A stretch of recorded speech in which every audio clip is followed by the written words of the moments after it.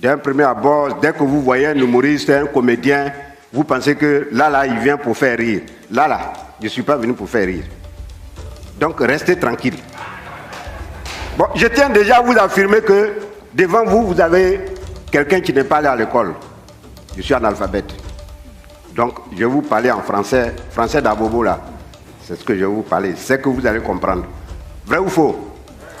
Je suis Michel Gou, je suis né à Diateignois, un petit village situé à quelques encablures de la ville de Gagnois. C'est là que je suis né, de père et de mère, cultivateurs, mais pauvres. Pauvre, quand je dis pauvre, c'est pauvre. Le pauvre, c'est celui-là même qui n'arrive même pas à manger une seule fois dans la journée. Pour avoir à manger une banane même, c'est des difficultés. C'est là que je suis né. À 7 ans, je suis allé à l'école. À notre temps, il fallait avoir 7 ans, plus, mais peut-être même plus, avant de faire CP1. J'ai commencé au CP1, CP2, CE1. Arrivé au CE2, j'ai senti en moi une chaleur pas possible dans mon corps. C'est comme si on avait allumé du feu, comme s'il y avait un foyer dans mon corps. Mes os, je sentais que mes os se tordaient et j'étais le seul à savoir cette atrocité que je vivais.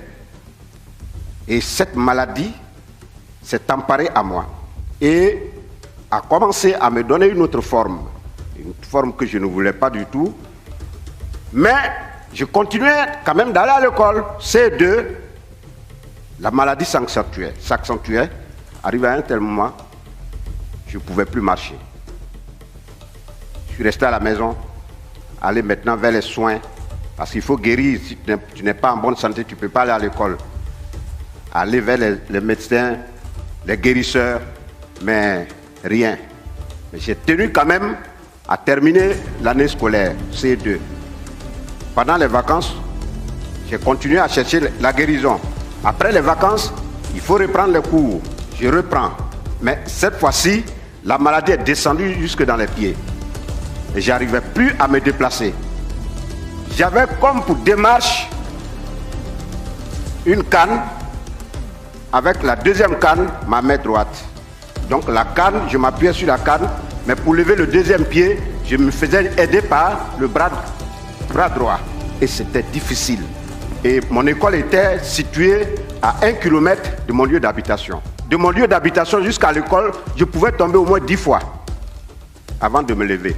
J'arrive à l'école en retard, mais le maître me battait copieusement. Pourquoi tes amis arrivent à l'heure et toi tu arrives en retard? J'ai dit, monsieur, regardez ce que j'endure actuellement. Il dit, non, si je te laisse, ça va donner l'occasion aux autres élèves d'arriver en retard. Je ne te laisserai pas. Il me bat, il me punit.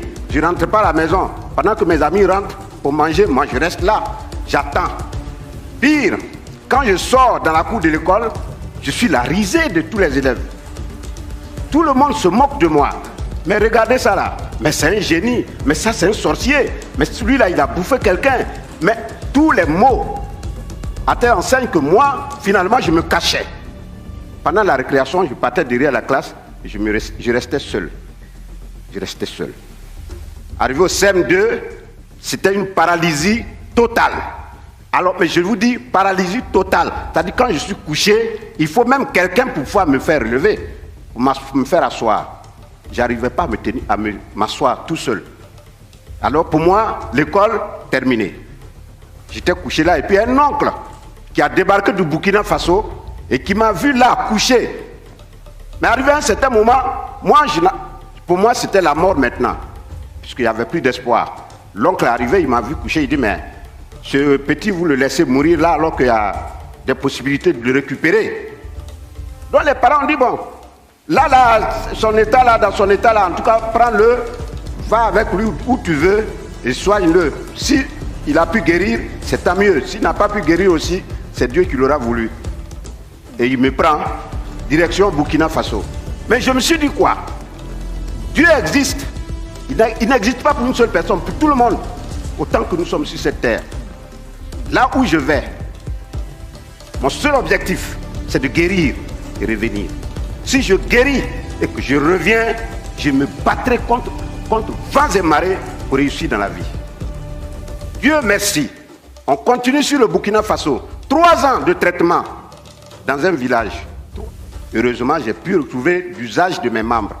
Je reviens alors sur Gagnoa. J'arrive au village, tout le monde est surpris de me voir sur pied. Pas de béquilles, pas de canne, rien. Je marchais tranquillement, comme vous me voyez actuellement. Alors j'ai commencé à faire les petits métiers. L'école pour moi c'était fini. Puisque les parents n'avaient pas d'argent pour m'assurer les cours au collège, pour moi l'école c'est terminé. Il faut maintenant être autodidacte pour pouvoir avancer. J'ai eu quand même le B.A.-ba de l'école, je sais lire, je sais écrire. Ok, je commence avec les petits métiers. Mais parallèlement à ça, j'avais une passion à moi, c'était le théâtre. Donc j'ai intégré la troupe théâtrale, le Fromager Théâtre de Gagnoa. À mes heures perdues, je faisais mes répétitions. Mais à un certain moment, je me suis dit, il faut aller plus loin. Donc je suis allé dire à mon père au village, je vais à Abidjan. Il me dit non, Abidjan, là-bas, il y a des gens qui sont bien bâtis, bien valides.